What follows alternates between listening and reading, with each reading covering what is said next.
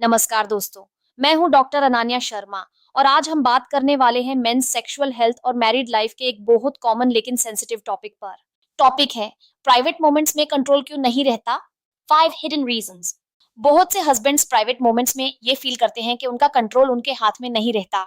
वो सोचते हैं मैं कंट्रोल क्यों नहीं कर पाता, मैं 2 to 3 मिनट में फिनिश क्यों हो जाता हूँ, क्या मेरी बॉडी वीक है, क्या ये एंजाइटी है, क्या मुझे मेडिसिन या स्प्रे की जरूरत है, कि वाइफ डिसअपॉइंटेड फील करती होगी। सबसे पहले एक बात क्लियर समझ लीजिए, कंट्रोल ना रहना हमेशा वीकनेस का साइन नहीं होता।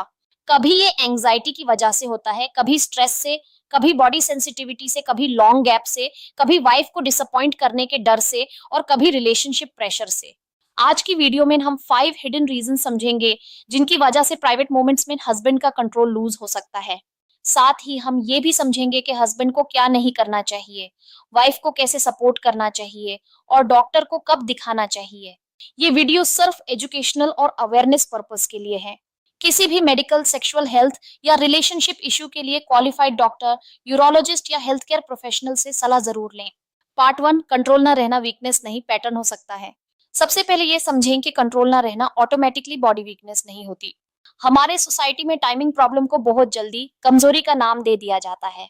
हस्बैंड शर्मिंदा फील करता है, वाइफ से बात नहीं करता, डॉक्टर के पास नहीं जाता और फिर रैंडम टैबलेट्स, स्प्रेज, ऑयल्स या देसी प्रोडक्ट्स यूज करने लगता है। लेकिन रियल ट्रूथ ये है कि टाइमिंग कंट्रोल एक माइंड बॉडी कोऑर्डिनेशन का इशू भी हो सकता है। बॉडी सिग्नल्स को समझना, ब्रीदिंग को काम रखना, माइंड को प्रेशर से निकलना, वाइफ के कंफर्ट को नोटिस करना, ये सब कंट्रोल में रोल प्ले करते हैं। अगर कभी कभी कंट्रोल लूज होता है, जैसे स्ट्रेस, लॉन्ग गैप, टायर्डनेस या ओवर एक्साइटमेंट की वजह से, तो पैनिक की जरूरत नहीं। लेकिन अगर ऑलमोस्ट हर बार कंट्रोल नहीं रहता, हस्बैंड डिस्ट्रेस फील करता है, वाइफ इमोशनली हर्ट होती है और रिलेशनशिप अफेक्ट होने लगता है, तो इसे इग्नोर नहीं करना चाहिए। मयो क्लिनिक के मुताबिक प्रीमेच्योर इजैकुलेशन के सिम्टम्स में डिले, कंट्रोल ना कर पाना, डिस्ट्रेस स्लैश फ्रस्ट्रेशन फील करना और इंटीमेसी अवॉइड करना इंक्लूड हो सकता है। इसलिए पहला स्टेप है मैं वीक हूं कहना बैंड करें। सही सवाल ये है, मेरा कंट्रोल क्यों नहीं रहता और रीजन क्या हो सकता है। Part 2, hidden reason 1, performance anxiety. पहला हिडन रीजन है परफॉर्मेंस एंजाइटी। परफॉर्मेंस एंजाइटी का मतलब है हस्बैंड प्राइवेट मोमेंट्स को एंजॉय करने के बजाय परफॉर्मेंस टेस्ट समझने लगता है। उसके माइंड में थॉट्स आते हैं, मैं कितनी देर कंट्रोल कर पाऊंगा, अगर जल्दी फिनिश हो गया तो वाइफ क्या सोचेगी, पिछली बार भी जल्दी हो गया था अब फिर ना हो जाए, खाया वाइफ डिसअपॉइंटेड हो जाएगी, क्या मैं नॉर्मल हूँ। ये थॉट्स हस्बैंड के माइंड को प्रेशर मोड में ले जाते हैं। जब माइंड प्रेशर में होता है, बॉडी रिलैक्स नहीं होती, ब्रीदिंग फास्ट हो जाती है, मसल्स टाइट हो जाते हैं, पेल्विक एरिया टेंस फील हो सकता है और हस्बैंड अपने सेंसेशंस को ज्यादा स्ट्रांगली फील करने लगता है। NHS इजैकुलेशन प्रॉब्लम्स के कॉजेज में स्ट्रेस, रिलेशनशिप प्रॉब्लम्स और सेक्सुअल परफॉर्मेंस एंजाइटी को मेंशन करता है। परफॉर्मेंस एंजाइटी का साइकिल कुछ ऐसा होता है, पहली बार जल्दी फिनिश हुआ, हस्बैंड एम्बैरेस्ड फील करता है, नेक्स्ट टाइम पहले से ही डर होता है, डर बॉडी को टेंस करता है, टेंशन टाइमिंग को और शॉर्ट कर सकती है, फिर हस्बैंड का कॉन्फिडेंस और डाउन हो जाता है। ये साइकिल कंट्रोल को खराब कर देती है। इस सिचुएशन में हस्बैंड को ये समझना चाहिए कि एंजाइटी को हाइड करना सोल्यूशन नहीं। वाइफ से कामली बात करना, ब्रीदिंग कंट्रोल करना और स्टार्ट स्टॉप टेक्निक जैसे बिहेवियरल मेथड्स प्रैक्टिस करना हेल्प कर सकता है।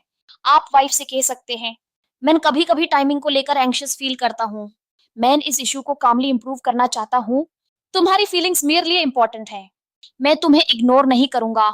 यह ऑनेस्टी हस्बैंड के माइंड का प्रेशर कम कर सकती है। Part 3, hidden reason 2, body signals को समझ न पाना। दूसरा हिडन रीजन है बॉडी सिग्नल्स को समझ न पाना। प्राइवेट मोमेंट्स में बॉडी फिनिश होने से पहले सिग्नल्स देती है, लेकिन बहुत से हस्बैंड्स इन सिग्नल्स को नोटिस नहीं करते। जब तक उन्हें रियलाइज होता है, तब तक कंट्रोल ऑलमोस्ट लूज हो चुका होता है। बॉडी सिग्नल्स क्या हो सकते हैं? ब्रीथिंग फास्ट होना, हार्ट रेट इंक्रीज होना, पेल्विक मसल्स टाइट होना, थाइस या हिप्स में टेंशन फील होना, बॉडी का सडनली रस फील करना, माइंड का पार्टनर से हटकर सिर्फ अपनी सेंसेशन पर फोकस हो जाना, फिनिश पॉइंट बहुत क्लोज फील होना। अगर हस्बैंड इन सिग्नल्स को पहले आइडेंटिफाई कर ले तो वो पॉज कर सकता है, ब्रीदिंग स्लो कर सकता है, पेस रिड्यूस कर सकता है और कंट्रोल वापस लेने की कोशिश कर सकता है। यही रीजन है कि स्टार्ट स्टॉप टेक्निक यूजफुल हो सकती है। इस टेक्निक का गोल हस्बैंड को बॉडी सिग्नल समझाना है। जब आप फिनिश पॉइंट करीब लगे, पॉज करें, ब्रीदिंग स्लो करें, एक्साइटमेंट लेवल डाउन होने दें, फिर कामली कंटिन्यू करें। Mayo clinic premature ejaculation treatment में बिहेवियरल टेक्निक्स, मेडिकेशंस और काउंसलिंग को कॉमन ऑप्शंस बताता है, लेकिन ये टेक्निक प्रैक्टिस के साथ बेटर होती है। इसे फेलियर नहीं, ट्रेनिंग समझें। हस्बैंड का गोल ये नहीं होना चाहिए कि मुझे बस लंबा टाइम करना है। गोल ये होना चाहिए, मुझे अपनी बॉडी को समझना है, काम रहना है और वाइफ के कंफर्ट को रिस्पेक्ट करना है। Part 4, hidden reason. 3, physical sensitivity ज्यादा होना। तीसरा हिडन रीजन है फिजिकल सेंसिटिविटी। कुछ हस्बैंड्स में सेंसिटिविटी नेचुरली ज्यादा होती है। इसका मतलब ये नहीं कि हस्बैंड वीक है, इसका मतलब है कि बॉडी स्टिमुलेशन को फास्ट रिस्पॉन्ड करती है। क्लीवलैंड क्लिनिक के मुताबिक extra sensitive penile skin premature ejaculation का कॉमन कॉज हो सकती है। सेंसिटिविटी वाले केस में हस्बैंड जरूरी नहीं कि पहले से एंग्शियस हो। कभी माइंड काम होता है, लेकिन फिजिकल स्टिमुलेशन के बाद बॉडी बहुत फास्ट रिएक्ट करती है। फिनिश पॉइंट जल्दी आ जाता है। साइंस हो सकते हैं, टच या स्टिमुलेशन से एक्साइटमेंट बहुत फास्ट बढ़ना, finish point suddenly close feel होना, कॉन्डोम से टाइमिंग थोड़ी इंप्रूव फील होना, पॉज करने से कंट्रोल वापस आना, लॉन्ग गैप के बाद प्रॉब्लम ज्यादा होना।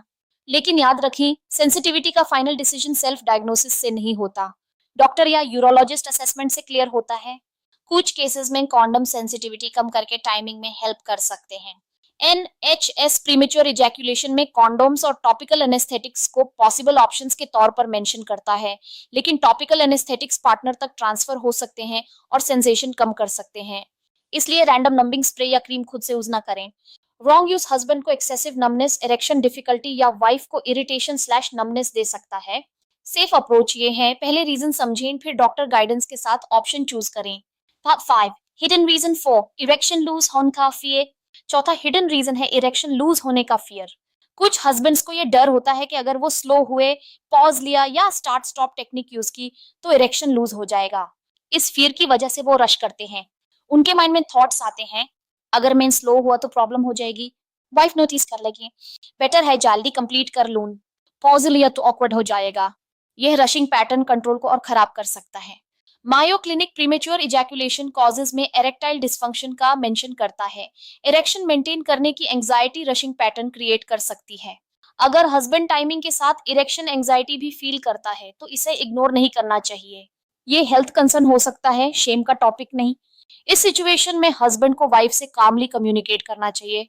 कभी कभी मुझे प्रेशर फील होता है, मैं स्लो होना चाहता हूँ लेकिन ऑकवर्ड फील करता हूँ, मैं इस पर डॉक्टर गाइडेंस लेना चाहता हूँ। वाइफ अगर सपोर्टिव हो तो हस्बैंड का प्रेशर काफी कम हो सकता है।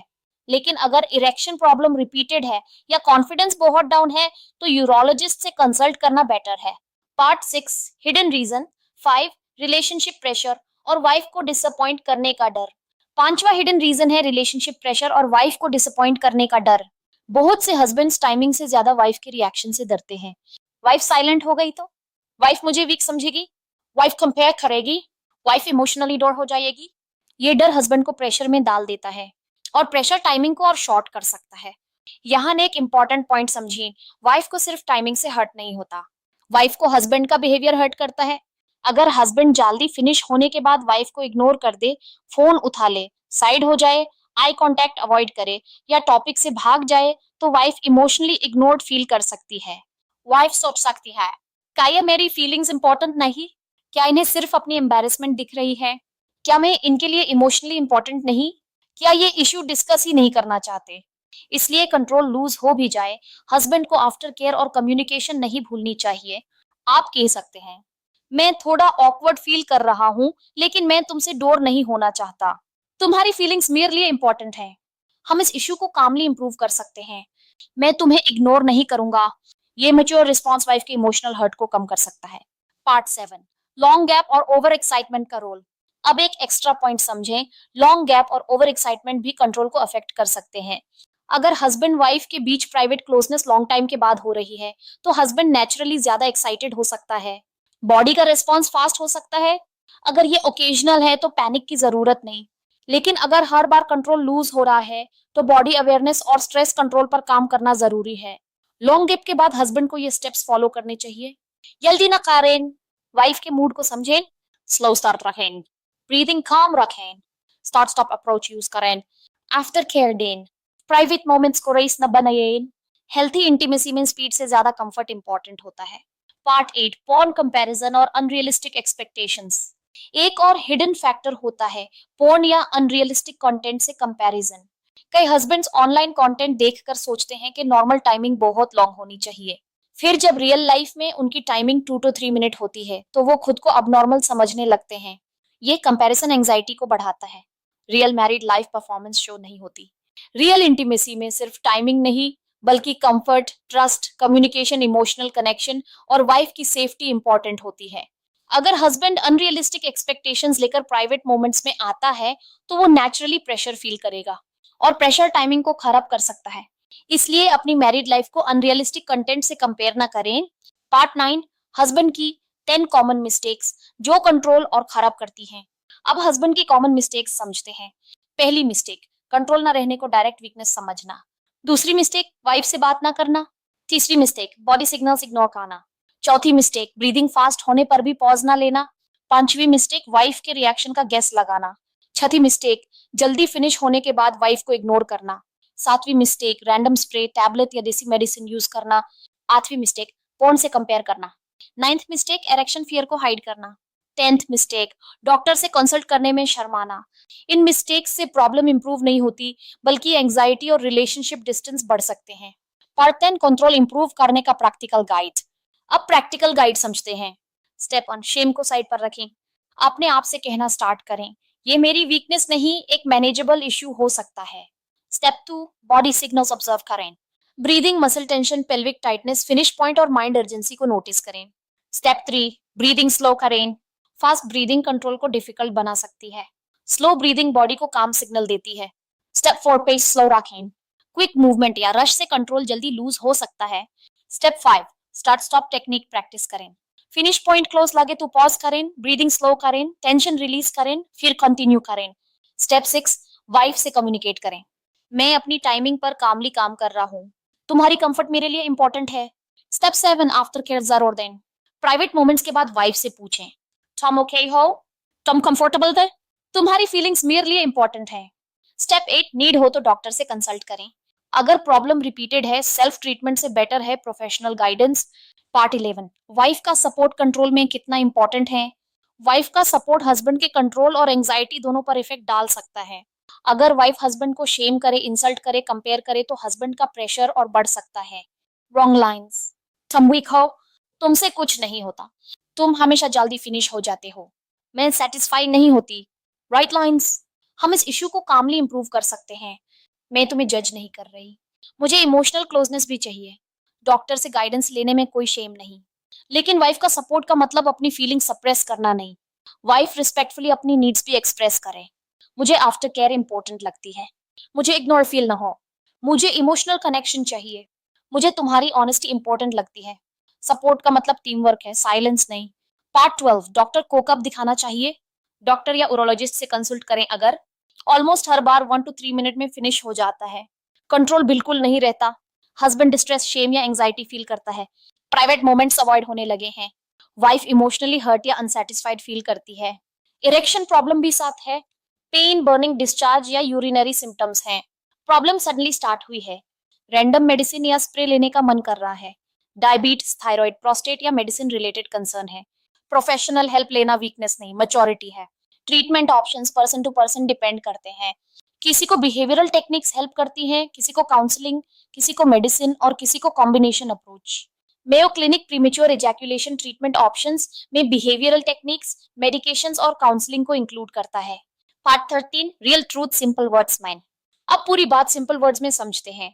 प्राइवेट मोमेंट्स में कंट्रोल इसलिए नहीं रहता क्योंकि परफॉर्मेंस एंजाइटी हो सकती है, बॉडी सिग्नल समझ नहीं आते, फिजिकल सेंसिटिविटी ज्यादा हो सकती है, इरेक्शन लूज होने का फियर हो सकता है, वाइफ को डिसअपॉइंट करने का प्रेशर हो सकता है, लॉन्ग गैप, ओवर एक्साइटमेंट और स्ट्रेस भी रोल प्ले कर सकते हैं। इसे डायरेक्ट वीकनेस का नाम मत दें। अगर ओकेजनल है, पैनिक ना करें। अगर रिपीटेड है, कंट्रोल नहीं रहता, डिस्ट्रेस होता है और रिलेशनशिप अफेक्ट होती है तो डॉक्टर गाइडेंस लें। टाइमिंग कंट्रोल का सोल्यूशन शेम, साइलेंस या रैंडम मेडिसिन नहीं, सोल्यूशन है सही रीजन समझना, body awareness, breathing, start stop practice, wife का सपोर्ट, आफ्टर केयर और प्रोफेशनल गाइडेंस।